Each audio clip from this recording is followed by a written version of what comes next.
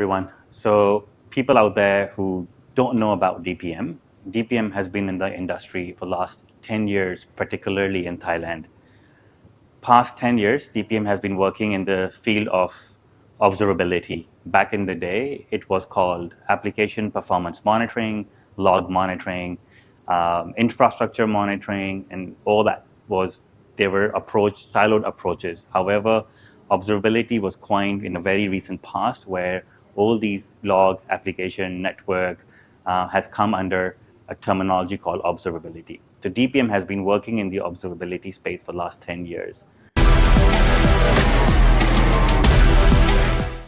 Going forward, when we look at observability working across various verticals, various industries, organizations, we see that to provide better visibility into the environment, to have a more secure and robust environment, we need to go beyond observability. And that's where we are looking into, and not just looking, we are actually working and providing our expert solutions and services in what we call digital immune system. This word DIS, or digital immune system, was coined by Gartner a couple of years ago, and it entails 6 core pillars, which includes the primary being applied observability, linking with software supply chain security, AI augmented testing, chaos engineering, site reliability engineering, and what we call is auto remediation or self-healing. So these are the 6 core pillars of digital immune system, which is DPM strategy, and this is where DPM provides support and services and technology solutions to our partners, clients, and customer. So going forward, DPM stands as an expert in the DIS offerings. So as we are working with many industries and various organizations across in Thailand, it was pretty evident for us that we found a lot of gaps in the industry, in the market, challenges that our customers and our partners were facing. So looking at that, it was not just in Thailand. We see that challenges and these similar challenges are quite prevalent across the region. Philippines became more attractive for us as well, and more interesting for us, because as we look at around the ASEAN countries, Philippines is right at the step where it is gearing up. It is gearing up for the digital transformation. We see banks, we see government, enterprises, they're all spending a lot of money when it comes to digital transformation. So Philippines became a pretty attractive market for us to reach out, not only from our perspective, but also our partners and customers that we work here in Thailand. They also requested us to help them out with their entities that are established, or the partners they are working with in Philippines. So Philippines became our first choice to enter the market, as we find a huge gap in the market, which, when I say gap, which means the opportunities for customers that are looking out and seeking out help and assistance as they are accelerating in the digital transformation. So that's why we identified Philippines as our first landing space outside Thailand. And this is just the beginning, as DPM is planning to establish itself as an expert, subject matter expert in digital immune system, not just in Thailand, but globally. And that's how Philippines is our first step towards that.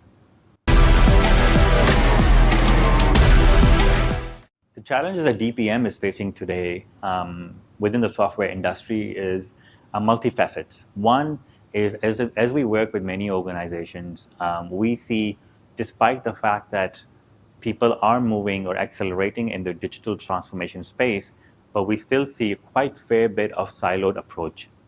And that creates a fair bit of a challenge, and also sometimes a vacuum.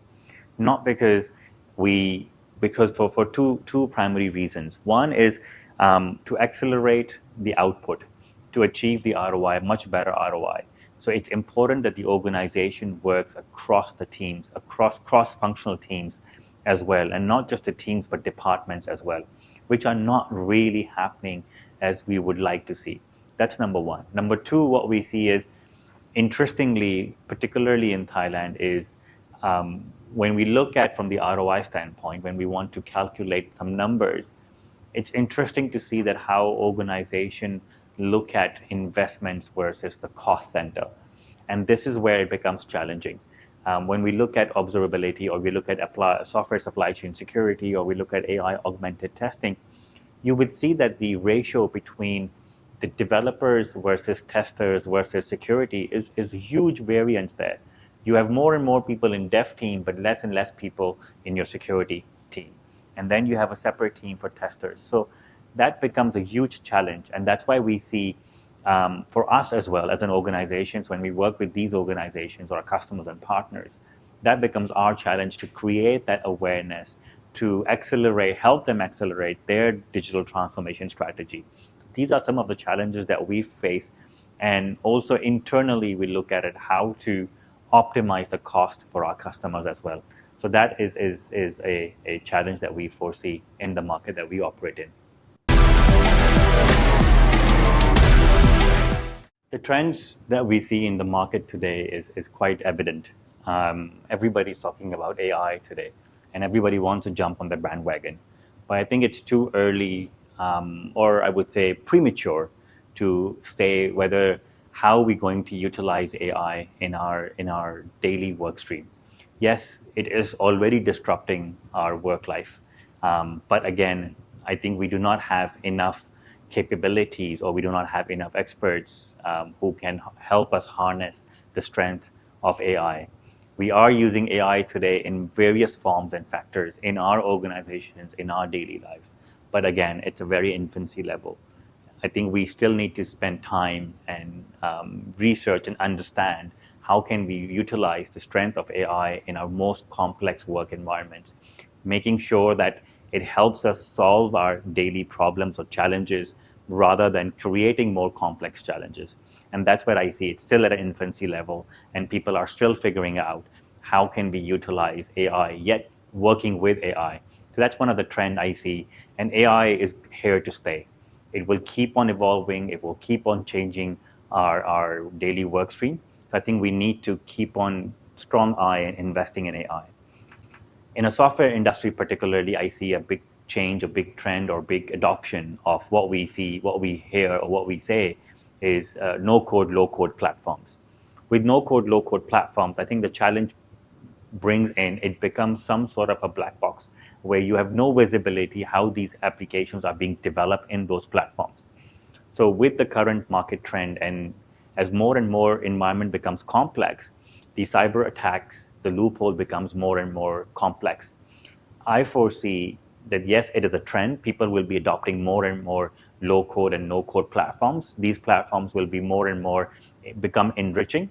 But I think it will also pose some sort of a challenge to us to make sure that there are no loopholes, there are no vulnerabilities in those applications, because today we have no visibility how these applications or softwares are being developed in those low-code, no-code platforms. So that's, I see, a trend which also brings challenges.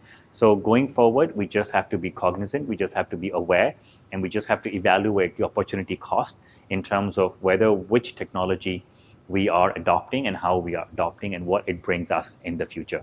So that's pretty much it from our side, and thank you for hearing me out.